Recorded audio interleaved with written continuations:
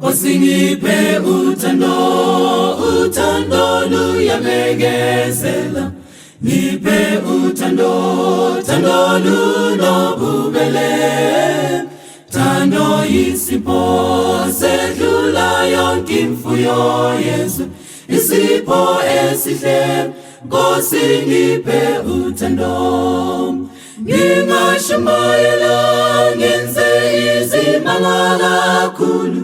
Ngibe nolwazi lwemfihlakalo yonke. Ngibe nokukholwa okususa intaba. Mangingena luthando angisilutho mina nje. Thando alula mona uthando lona luzincomi. Aluskukumezi alutunuki njalo. Ngibe nothando kunayo yonke imfuyo Yesu. Isipho esihle Nkosi ngiphe uthando. Ngiphe uthando luyathethelela. Alunaskwili njalo luneqiniso. Ngibe nothando kunayo yonke imfuyo Yesu. Isipho esihle Nkosi ngiphe uthando. Ngingashumayela ngenze izimanga kakhulu. Ngibe nolwazi lwemfihlakalo yonke. Ngibe nokukholwa okususa intaba. Mangingena luthando angisilutho mina nje. Ngiphe uthando oluqotho ngiyakhuleka. Nkosi lola uthando oluqotho lunobubele alulamona luyabekezela. Alutunuki aluzincomi aluskukumezi. Alunaskwili luyathethelela njalo. Luyathokoza ngokulungileyo nje. Mangingena luthando angisilutho mina nje. Ngingashumayela ngenze izimanga kakhulu. Ngibe nolwazi lwemfihlakalo yonke. Ngibe nokukholwa okususa intaba.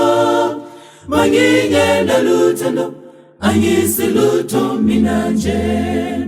Mangingena luthando angisilutho mina nje.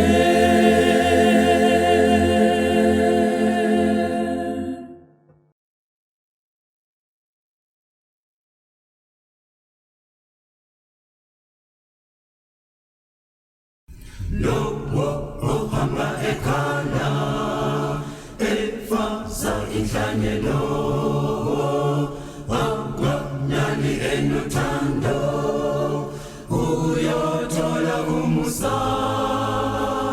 Qhela wena mlimi awela semahle kusongeza ndela ukuvuna. Amazima vuthiwe ayehliswa amazolo likhanyise nelanga. Izithelo zizophiwa ngamandla aphezulu.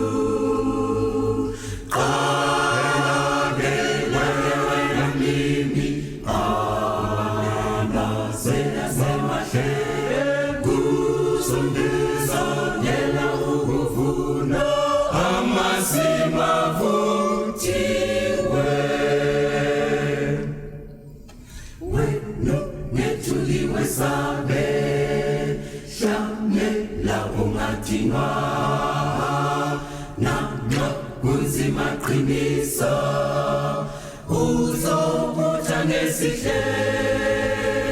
Qala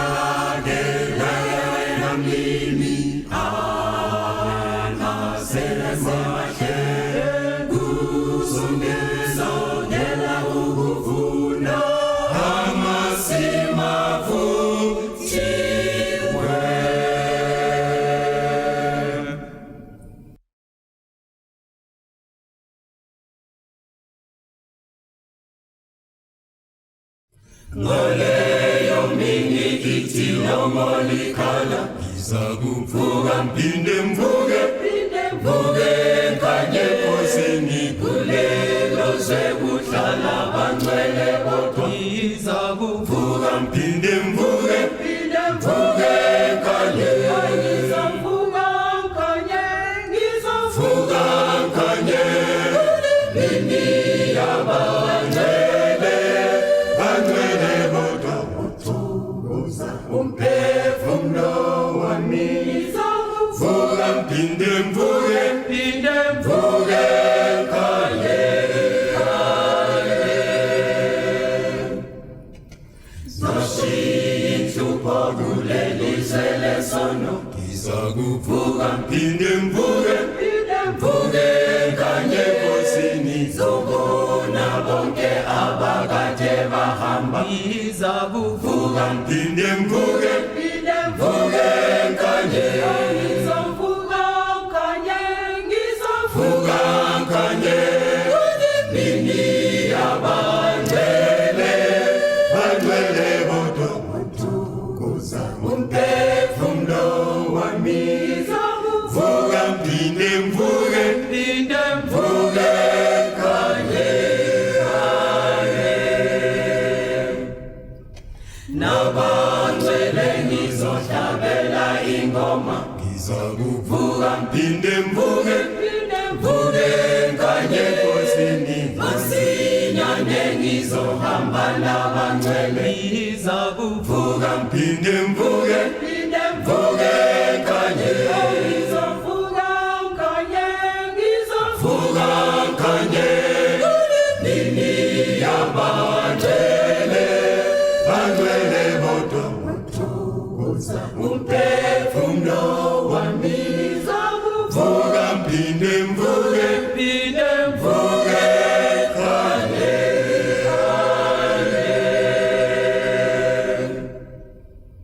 ngizavuka mphinde mvuke kanye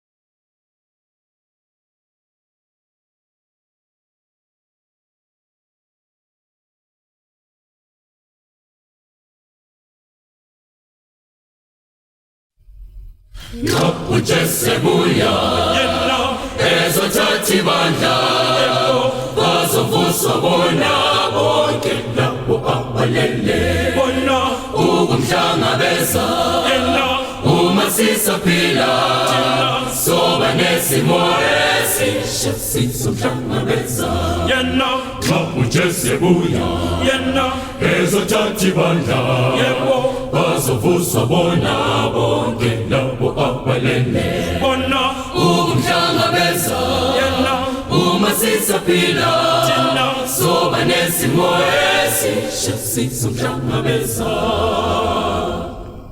Emafini sizohlangana bezeza sizohlangana lelela thina sohlangana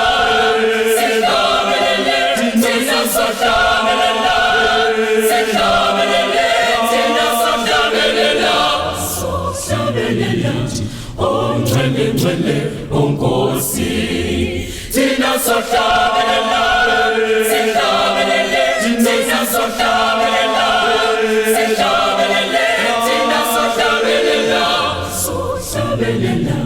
ongcwele onkosi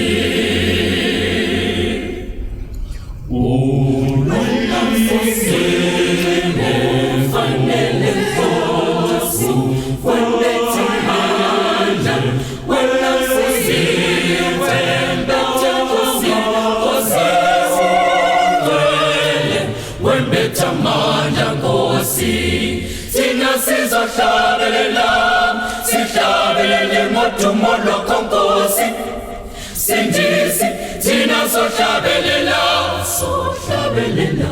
ongcwele ngcwele onkosi thina sizohlabelela sihlabelele ngodumo lwakho Nkosi Sindisi thina sohlabelela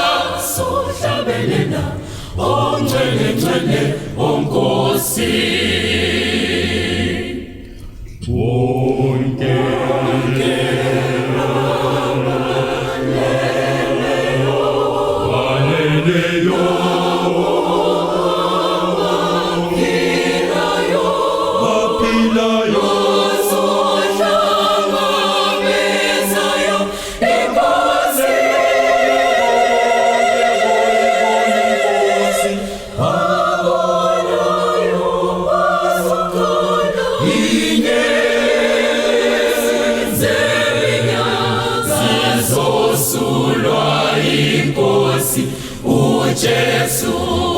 Jesu qha thina sizohlabelela sihlabelele ngodumo lwakho Nkosi Sindisi thina sohlabelela ongcwele ngcwele onkosi thina sizohlabelela sihlabelele ngodumo lwakho Nkosi Sindisi thina sohlabelela ongcwele ngcwele onkosi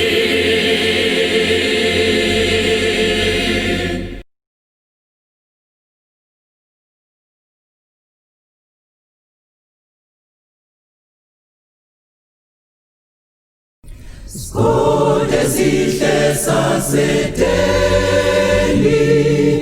unandi emini enhliziyweni yokhathele ngamanzi apholile Skole sihle sasedeli kaya labamhlophe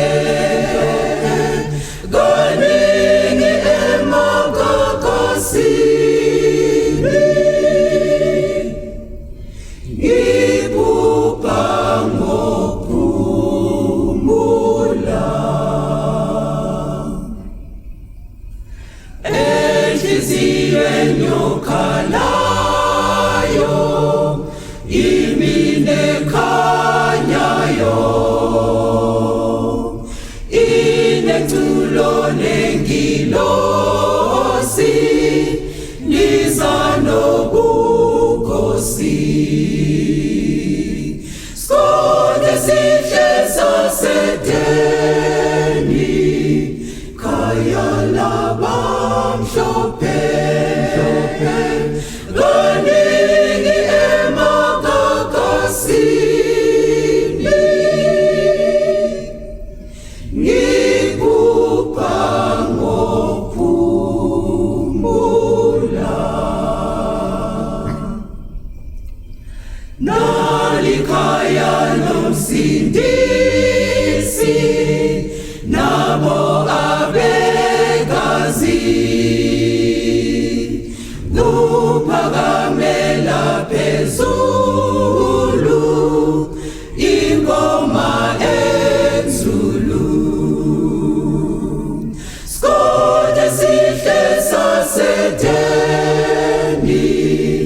kaya labamhlophe kaningi emagagazini ngibhubha ngokuphumula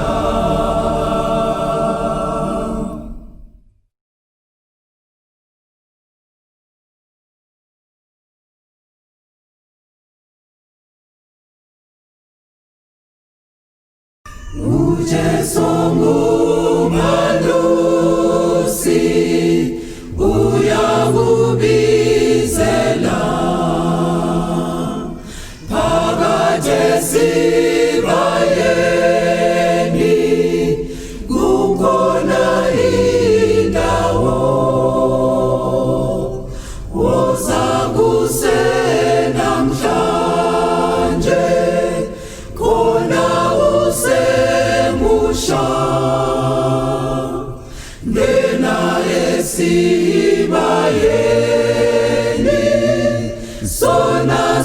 seqiniso ngothando Jesu uyasibiza hambike woza kimi uyangibekezelela wena Jesu malusi wami uJesu ngumalusi wakufela wena uyakubiza manje hambi woza kimi mophandle uyinkosi woza uyabizwa ngena esibayeni sona seqiniso ngothando Jesu uyasibiza hambike woza kimi uyangibekezelela wena Jesu malusi wami ngena ungalibali kukhona izimpisi ezinokulimaza ezitukileyo uJesu ngumalusi uyakubiza-ke ngena esibayeni sona seqiniso ngothando Jesu uyasibiza hambike woza kimi uyangibekezelela wena Jesu malusi wami.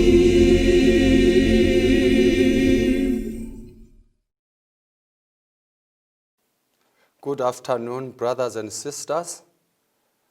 I hope you had a happy, fruitful Sabbath services.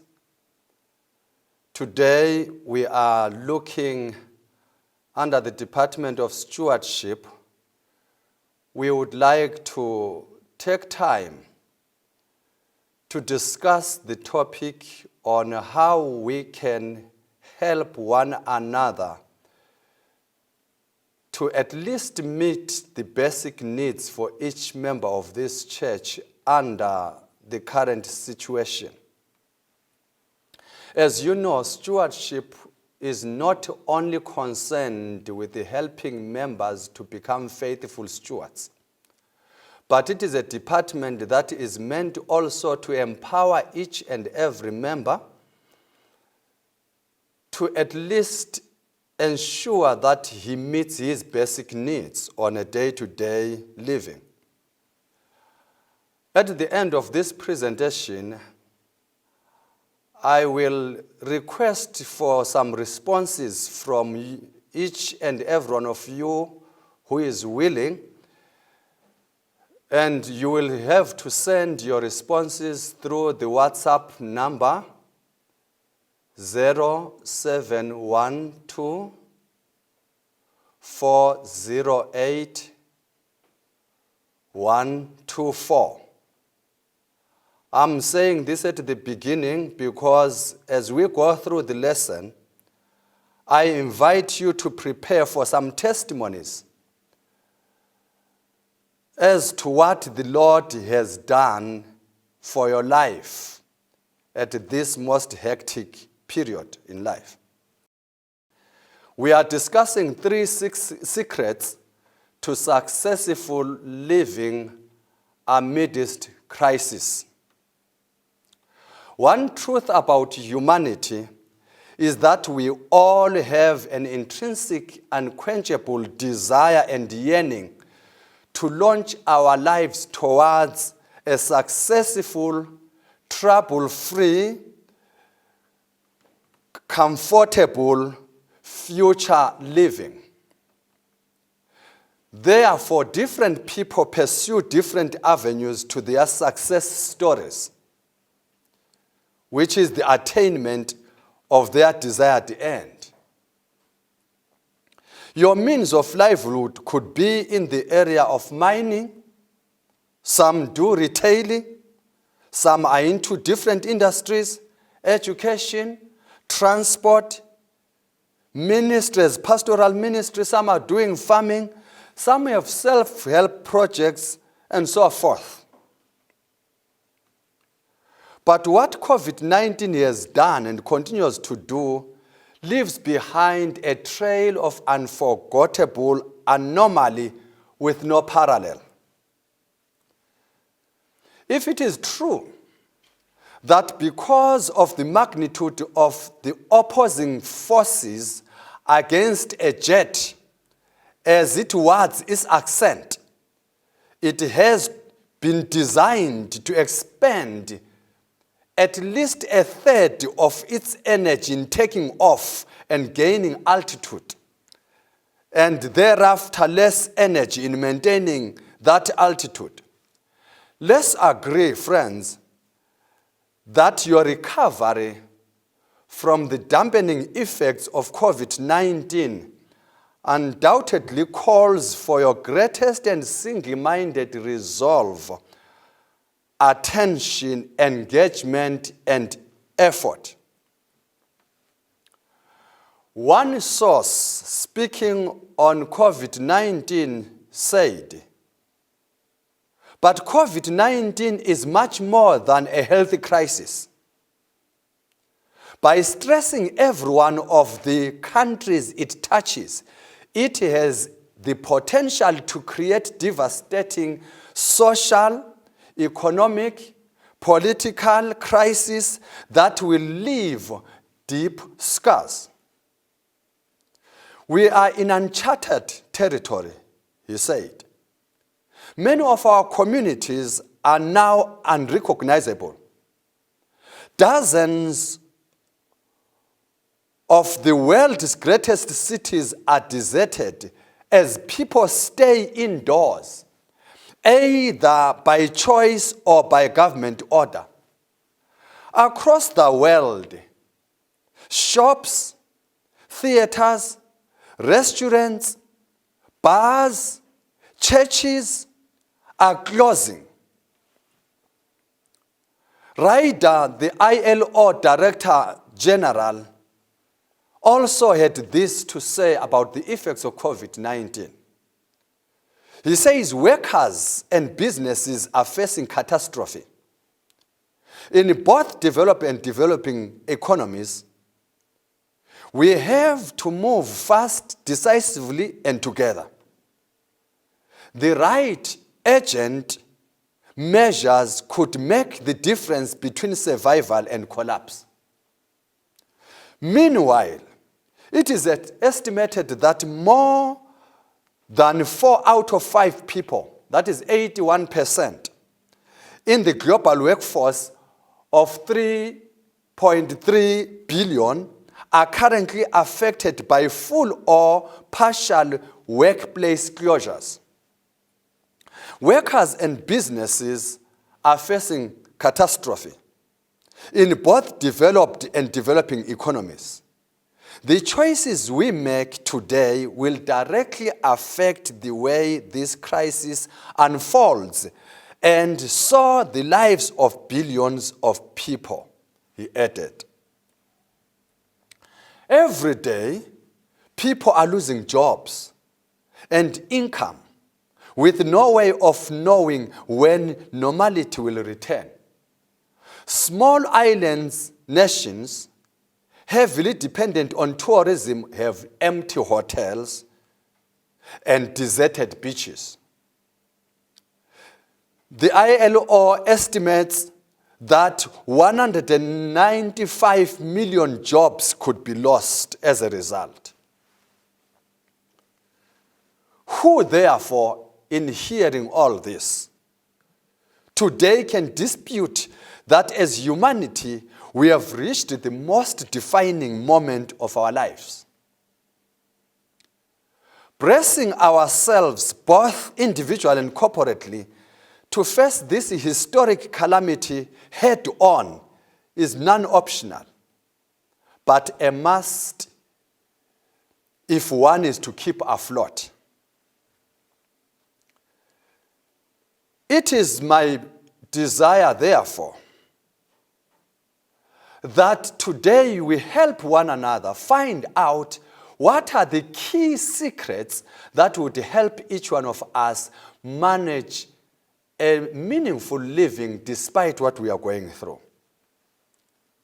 Of all these stories of those who have successfully wrestled their crisis moments I have ever heard and read of, none refers to those who specialize in bemoaning the negativities in and around them. They all are about men and women who have refused to let challenges and crisis moments in their lives stem their quest for a meaningful, successful lifestyle. As someone rightly observed, a bend on the highway does not signify the end of the road unless the driver fails to negotiate it. Those who have, against all odds, risen to their dream lives of success and fame will testify that the secret to the success journey lies in its triad or three-legged pot foundation. You must need to succeed. God must need you to succeed. And God must need to make you successful. These are the three profound secrets behind our success in times like this. We each must resolve to need to scale through the storms successfully. By the way, there is a difference between needs and wants.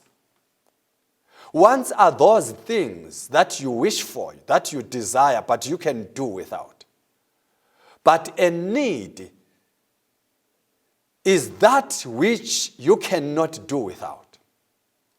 Therefore, I'm saying to you and I this afternoon, if we are going to keep afloat amidst the crisis that we are faced with, each one of us must order his life around the need to see himself successful despite whatever.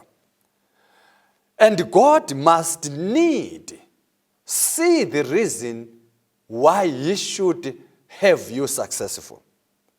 And God must need to make you successful. Let's look at what it means for you to need to succeed. It doesn't matter how many times you fail and fall short of attaining your success story, and what may cause you to. As long as you do not give up, you're on track to success.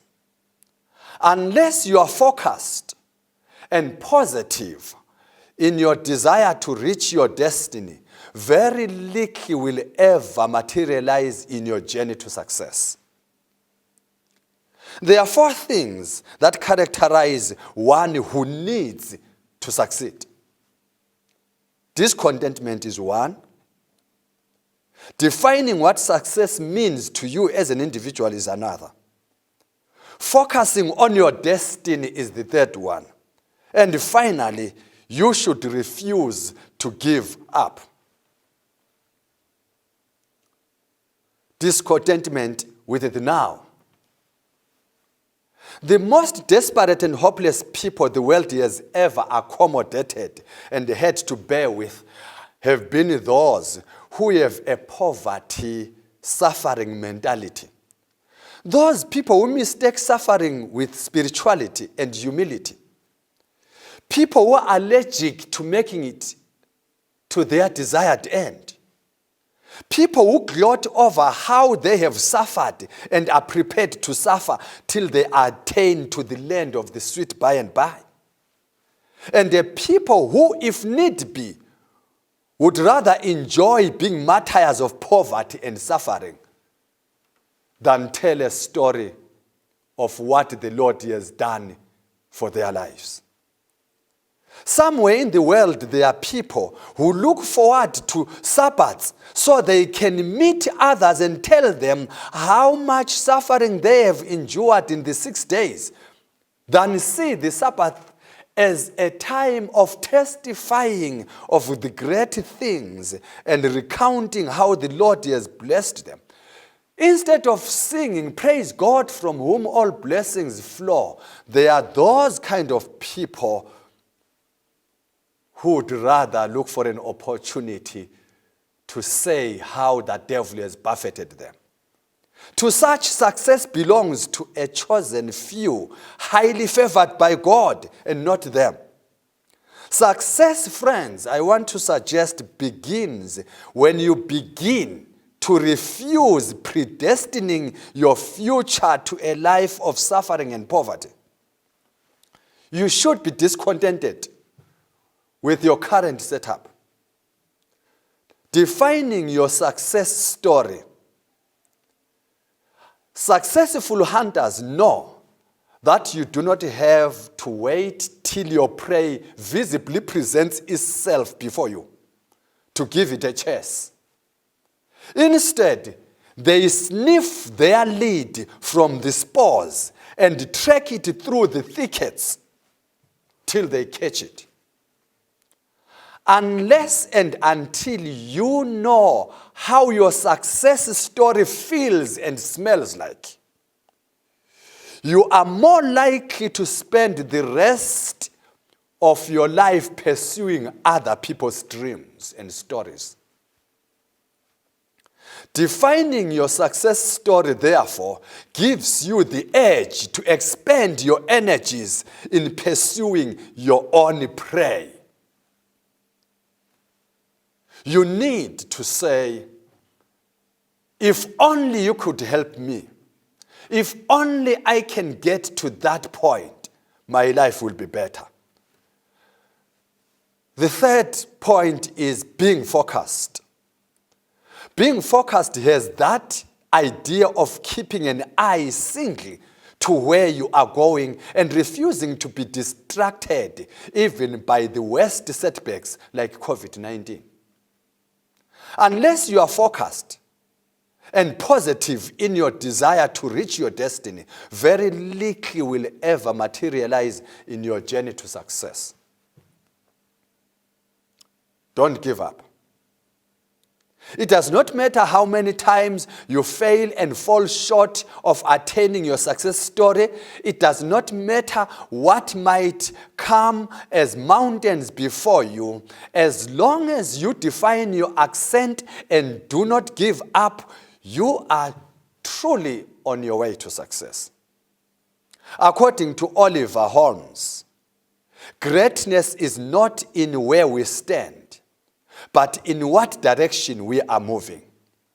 We must sail, sometimes with the wind and sometimes against it. But sailing we must, and not drift, nor lie at anchor.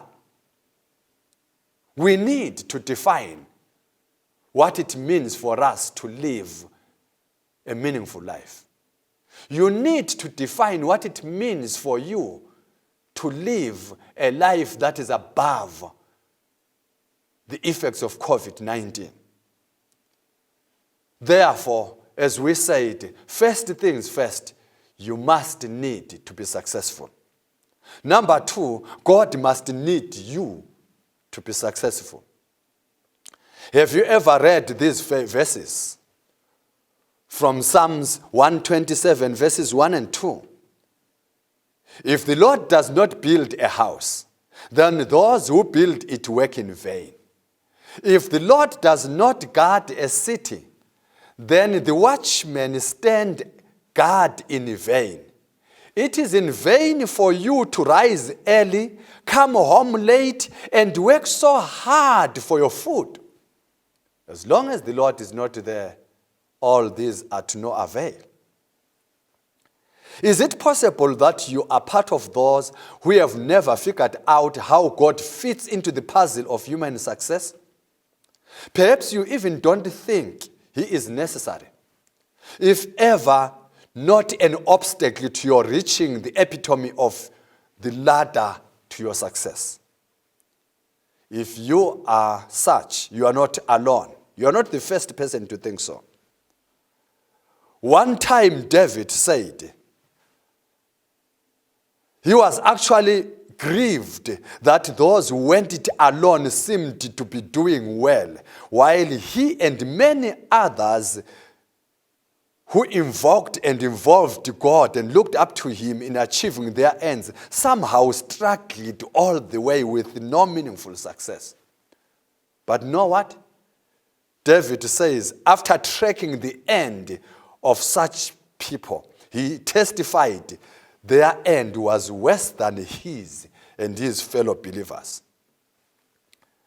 Success is possible and meaningful only as God sanctions it to be so. There are some people that God so loves that you would not have their endeavors be successful for a simple reason that such success would not only be of any good to them or would not be of any good to them or God. In His wisdom, loving care, and foreknowledge, God of necessity has to keep check and balances on some of us and our ways of making a living. For if left alone, He knows some of us have an unbridled craving for success that would stop at nothing. In Numbers chapter 22, there is a story of a man who thought in his search for fame and riches, he had clinched a juicy deal that would forever change his life for good. Balaam is his name. Balaam was ready to scale the ladder of success at any cost, even if it meant he should kill to attain his destiny. To this day, his story bears a stubborn testimony that would be perilous for us to ignore. Go with me to verse 15. It reads, Balak sent yet again princes more and more honorable than they, and they came to Balaam and said to him, Thus said Balak the son of Zippor, Let nothing, I pray thee, hinder you from coming unto me, for I will promote you unto very great honor, and I will do whatsoever you say unto me. Come, therefore, I pray you, curse these people, meaning the Israelites. That was the dirtiest engagement with the highest returns possible of fame and riches, but at the expense of Balaam's integrity. He had been invited to an endeavor that would see him become the best he had ever dreamt of. But God had forewarned him and said, Thou shalt not go with them. Thou shalt not curse a people that God has blessed. Yet because he disregarded God in his obsession with making it to the top, verse 22 records, and God's anger was kindled because he went and the angel of the Lord stood in the way for an adversary against him. Friends, just think, just reflect again on this verse. God goes and stands an adversary against you and I in our pursuit for a meaningful life. Have you ever imagined God's plan against your plans and deliberately going to all extents to thwart your efforts? The Bible says it's possible. Now, he was riding upon his ass, and his two servants were with him. And the ass saw the angel of the Lord standing in the way, and his sword drawn in his hand. That's the angel of the Lord. And the ass turned aside out of the way and went into the field. Balaam smote the ass to turn her way into the way. But the angel of the Lord stood in a path of the vineyards, a wall being on either side. And when the ass saw the angel of the Lord, she thrust herself onto the wall and crushed Balaam's foot against the wall. Guess what? You would think Balaam saw what was happening, but he never. The angel of the Lord went further and stood in a narrow place where there was nowhere to turn, either to the right or the left. And when the ass saw the angel of the Lord, she fell down under Balaam. And Balaam's anger was kindled, and he smote the ass with a staff.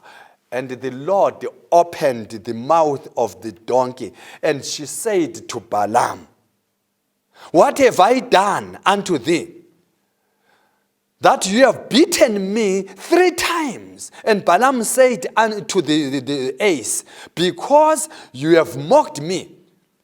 If I had a sword in my hand, I would have killed you." And the ass said unto Balaam, "Am I not your ass, upon which you have ridden ever since I was yours? Was I ever rebellious to you?" Balaam said, "No." Immediately the Lord opened Balaam's eyes, and he saw the angel of God standing in the way, and his sword drawn in his hand.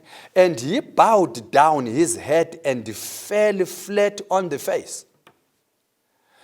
The Bible says the angel of the Lord said to Balaam, "Why have you smitten your ass these 3 times? Behold, I went to withstand you, because your way is perverse before me. Your donkey saw me and turned from me 3 times. Wait not that the donkey turned from me. Surely by now I would have killed you."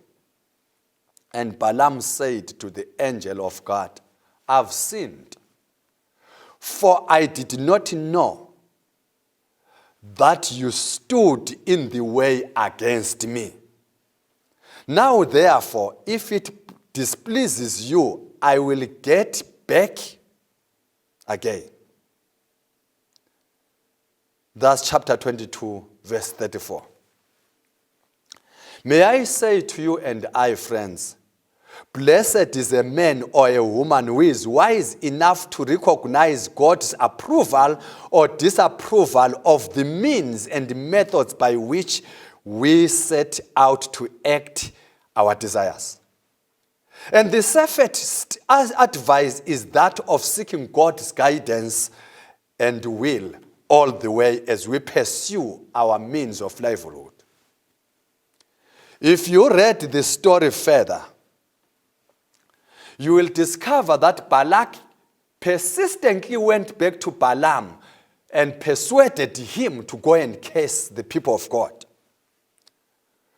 But in chapter 23, verse 8, Balaam said, "How shall I curse those whom God has not cursed?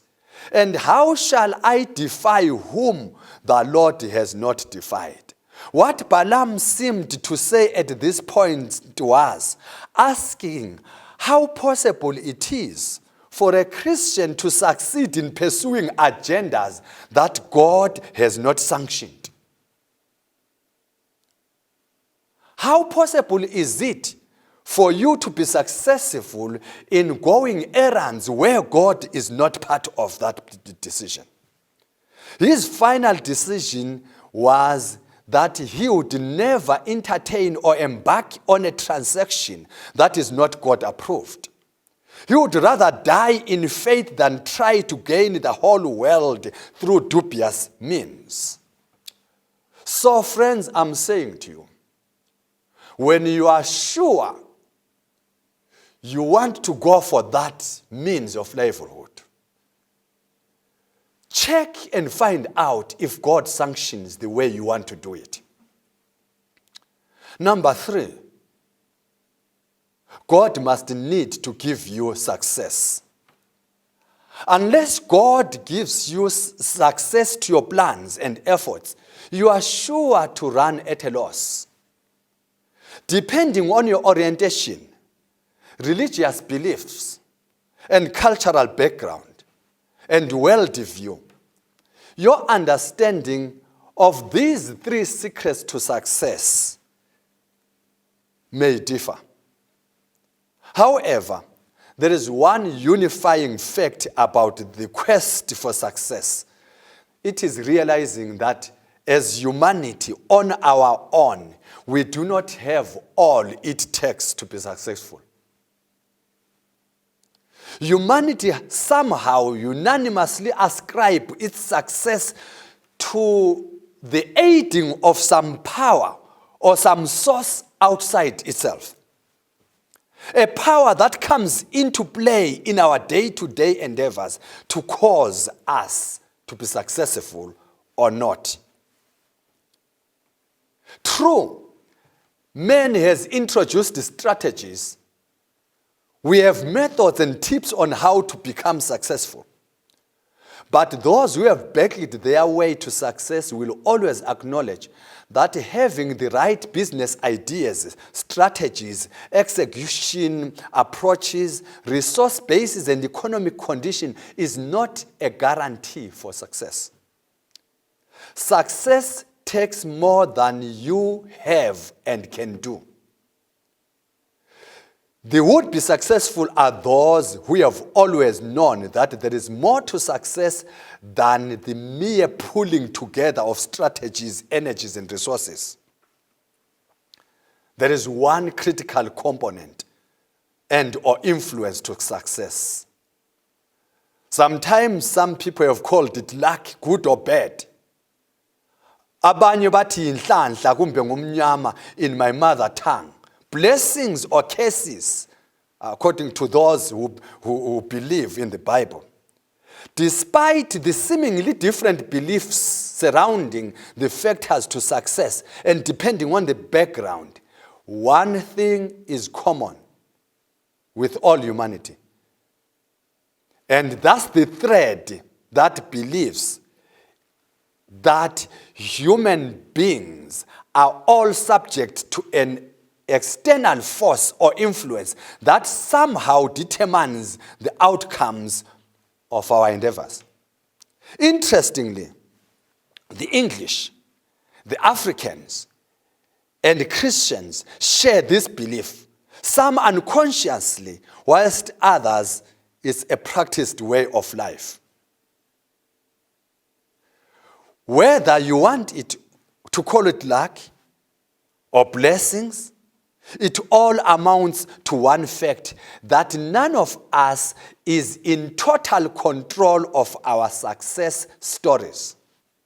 There is that external force, there is that external influence, or that external power that interacts with our efforts and determines the final outcome.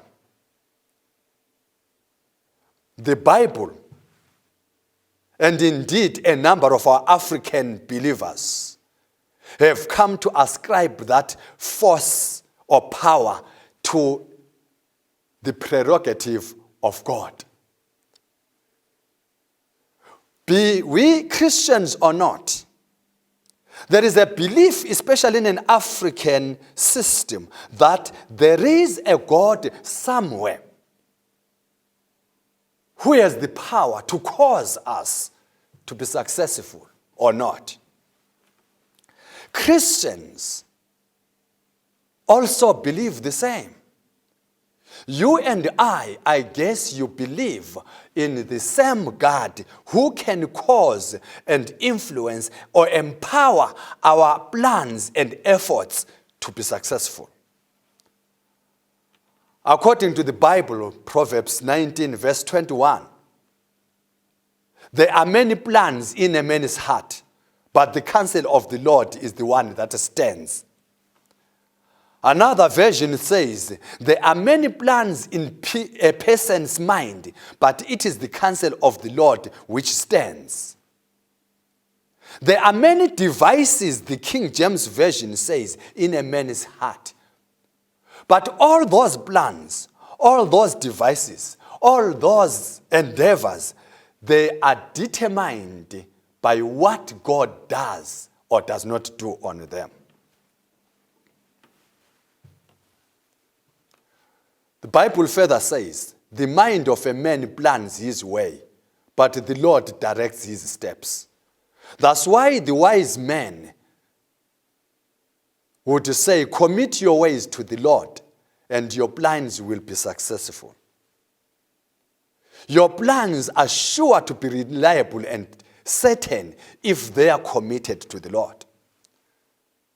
That's why I'm saying, first things first, you must be willing to be successful. But beyond that, God must be willing to make you successful. And even further, God must be part of your success story.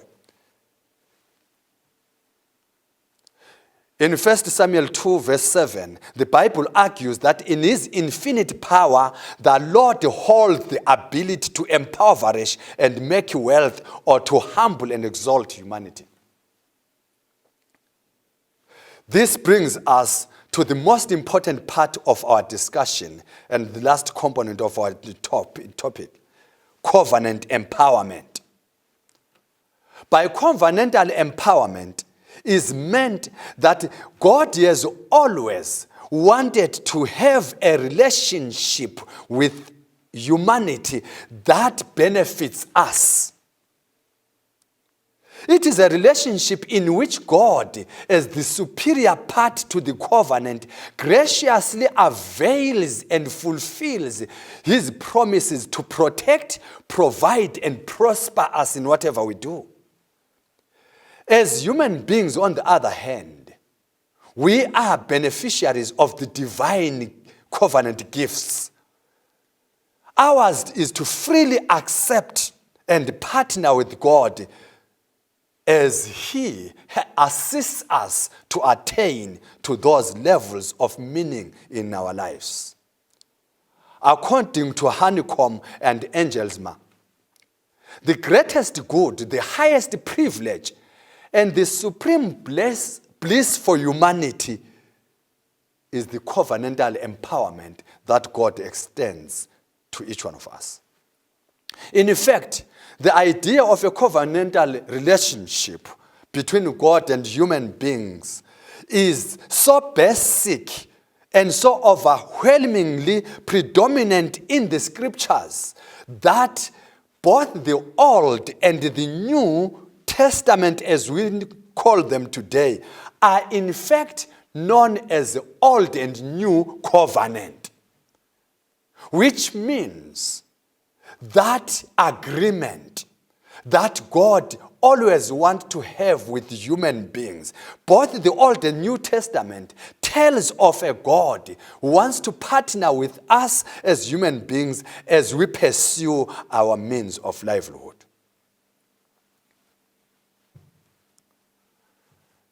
Do you remember Maslow's hierarchy of needs? Maslow says human beings have some basic needs that unless they are met, they are forever locked down on those needs. And some of the needs are shelter, food, and so forth. Whilst the concept of covenant empowerment is least appreciated and even misunderstood by many of us, to me it is the most basic need that humanity faced with the crisis of COVID-19 need to pursue. Can you imagine a child, newborn child, who does not respond to the basic need to want to suck from the mother? Such a child is at the fate of dying. Nature has it that for the child to survive and be nurtured to full growth, that child ought to accept and adapt to its need for attachment and dependence on its mother. Any other means, though they might be tried many a times, they will not benefit that child. Similarly, the Bible tells us, in our times of trouble, in our times of need, in our times of difficulty, as we try to make ends meet, our endeavors are only assured if God is part of us, if God empowers us.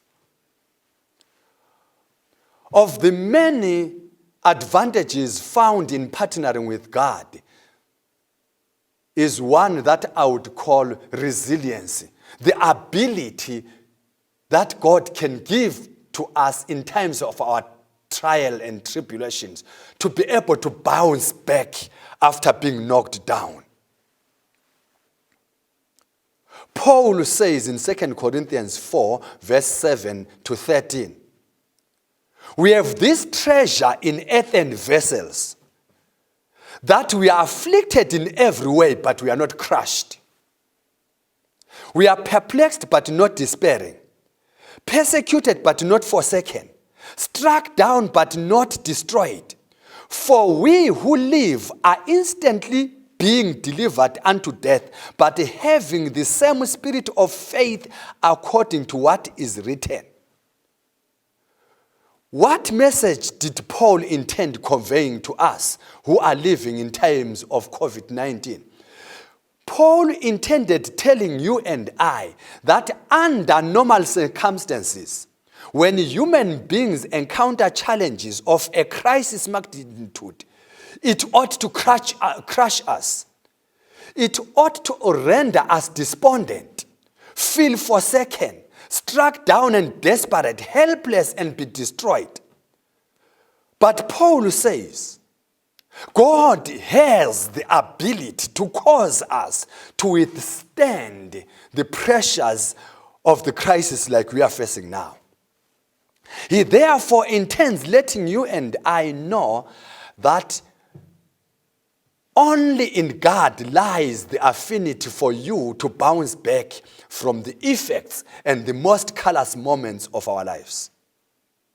But of necessity, Paul would like us to know that that ability is not a given in each one of us. It is an empowerment gift from God. Humanity today is struggling to contend with the impact of COVID-19. I believe there is yet another dimension to the war that needs every one of us attention. It is the need for the world to equip humanity with what it takes to go through this episode without being emotionally, mentally, psychologically, spiritually, and socially destroyed. Yes, we have tried to amass and acquire all the PPEs we can.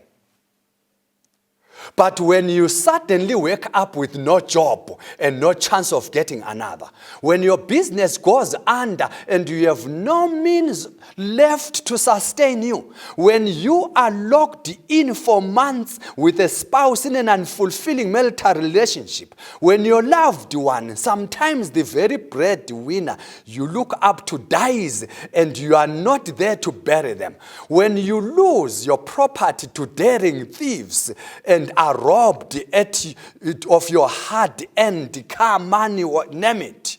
When you are confirmed COVID-19 positive, you definitely know that on our own, we are not matched. We are prone to collapse. We are prone to crash.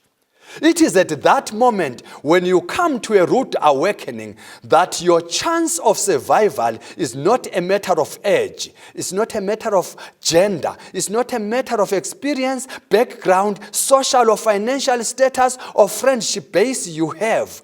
It is then that you need to hear Paul say, you will not be destroyed because in you and I, God is able to cause you to stand again and laugh once again. By God's design, in each one of us is an inbuilt mechanism and a mental framework of health that is so intricate and delicate that unless by His infinite power God sustains us, we are capable of snapping up at any point in face of mounting stress and crisis. What I'm trying to warn each one of us is that none of us on our own are equal to the damage we can incur from the pandemic before us. We do not have what it takes to ward off the impact of this scourge, but we have this treasure in these earthen bodies that we are, that God is able to empower us to hold forth and keep on keeping on. In teaming up with God, therefore, not as a silent listener to every conversation and plans of your life, as many of us would enjoy having Him, but as an active, empowering partner in your life's endeavors, you can be assured of pulling through the most difficult moments. I've said it, that number one, you yourself must need to do what it takes for you to do. But I'm saying beyond that, we have a God who, when He says He wants to empower us, who when He says go for it, He has 1,000 ways that you don't know of He can open for you to be successful. If you are asking how God intends to empower you in face of stressful situations, let me let you know, within us are mechanisms that God can invoke, causing us to withstand what we are going through. Those in the medical field talk of some hormones, one of which is called cortisol. This is a hormone which is responsible for maintaining the sugar levels in our bodies, salt and water balances, blood pressure, and enabling the body to deal with stress. In the face of challenging situations, we are all only safe as our bodies are able to make use of this cortisol and have enough stores of it as its important armory. Today, in the face of COVID-19, the world is producing and distributing massive volumes of PPEs on all the kinds. These we have and continue to source and distribute and use. I wish I was aware of a shop or a chemist or a laboratory where one can get enough sources of cortisol supplies to be assured to withstand the stressors that are aligned to COVID-19. Yes, as human beings, we are scientific enough to know what keeps us functioning at our optimum levels. But beyond that, it is the domain of God.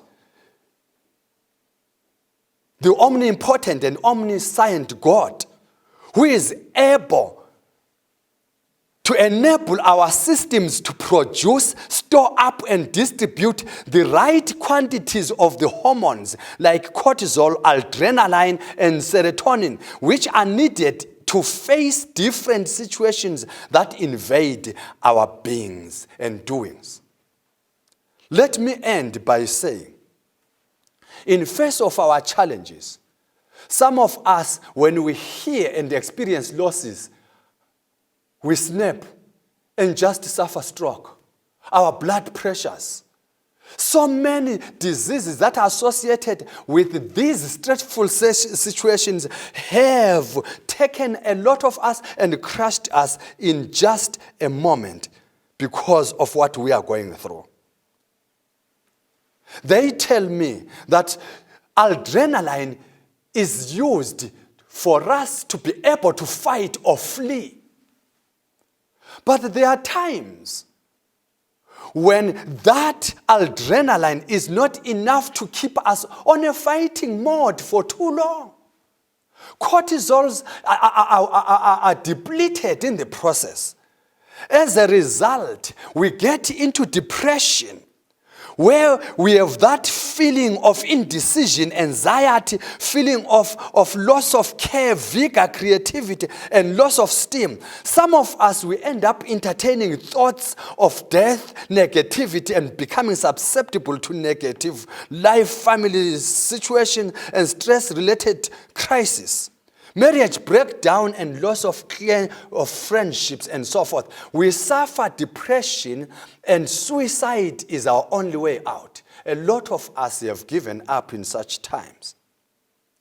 Suffice to say, God is able to empower us not only to be successful, but to be resilient and face our challenging situation. God is able to supply us with enough stamina, with that ability to stand amidst the storm of this life. God has enough power to empower us even to make our ends meet, as long as we are willing to stand up and face our tomorrows, as long as we are willing to stand up and let God partner with us. I'm here, friends, to say we have in God this treasure in earthen jars, the treasure of a God who has ever been waiting for us to partner with him. In closing, I call each one of you to do, plan, and be willing to execute whatever your hand findeth to do, to come out of the pit that we are in. But beyond that, let's sign a treaty, a partnership deal, a covenant with God to say, Lord, walk with me through the situations I'm in. God is willing to take us through. As I promised at the beginning, in weeks that are coming, we would like to hear from you how God has partnered with you throughout the COVID pandemic or epidemic. How God has given you the success that you have been struggling to gain. How God has empowered you to withstand the challenges that you have met on the way. If you are there and you have a story that you think can encourage others, I ask you to send us a 3-4 minute video clip of how you think your testimony will help someone who might be currently despondent. Send this testimony. We'll be sure to flight it. We'll be sure to send it for others to hear it. You don't need to include your name. You don't need to tell us who you are. But we want some testimonies of those people who will say, I've called upon, I've called God. I've partnered with God. And this is how God has helped me out of the challenge that I've faced as we battle with COVID-19. May the good Lord bless you. When you have that clip, whether video or just some verbal kind of a clip, send it to WhatsApp number 0712 408 124. We'll be more than glad to share your story of how God has partnered with you, with others who are in need of your success story. God bless you.